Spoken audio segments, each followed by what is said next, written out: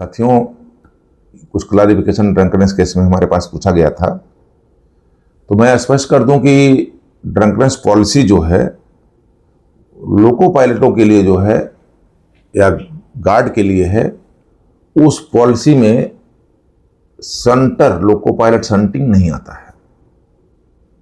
दूसरी चीज, उस पॉलिसी में जो था 2001 की, उसमें 1 से 20 तक को बोला गया था जो एमजी हुआ उनको नॉर्मल ड्यूटी नहीं बुक किया जाएगा, लेकिन चार्जशीट दिया जा सकता है, मतलब ड्यूटी नहीं बुक किया जाएगा। लेकिन जो 2018 में आया उसमें बोला कि 1 से 40 में ऑन ड्यूटी के समय मिल रहा है, ऑफ ड्यूटी के समय, तो उनको माइनर दिया जाएगा।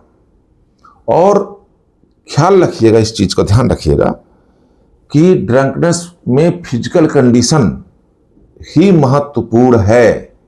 बार बार मैं कह रहा हूं, फिजिकल कंडीशन ही महत्वपूर्ण है, क्योंकि ड्रंकनेस केस में कोई senior most medical officer he examine करेगा आपके केस को, और ड्रंकनेस सर्टिफिकेट ऑन ड्यूटी में है तो जारी करेगा। और उसकी एक प्रक्रिया थी, हमने बताया था, और उसको 8 से 18 डिग्री टेम्परेचर में उसको रखा जाएगा। ब्लड को 2 जगह 5 ml कलेक्ट किया जाएगा। इसलिए अदर स्टाफ लोग पूछ रहे थे, सर हमारे ऊपर लागू होता है कि नहीं होता है? तो आपके ऊपर ब्रेथलाइजर लागू नहीं होता है, लेकिन कोई दुर्घटना घटना होती है, कंप्लेन होता है कि आप ड्रंकनेस में हैं, तो आपके ऊपर जो नियम है सेम नियम लागू होगा। एग्जामिनेशन के तरीके होंगे सेम, आपका जो अनेरिया 21 भरा जाएगा वो सेम रहेगा, आपकी फिजिकल कंडीशन जांच की जाएगी, क्योंकि हमने स्टेशन मास्टर के कंडीशन में बताया था। स्टेशन मास्टर का तो रजिस्ट्रेशन नहीं होता, लोग डिक्लेरेशन देते हैं कि हमने कोई अल्कोहल या ड्रग्स नहीं कंज्यूम किया है।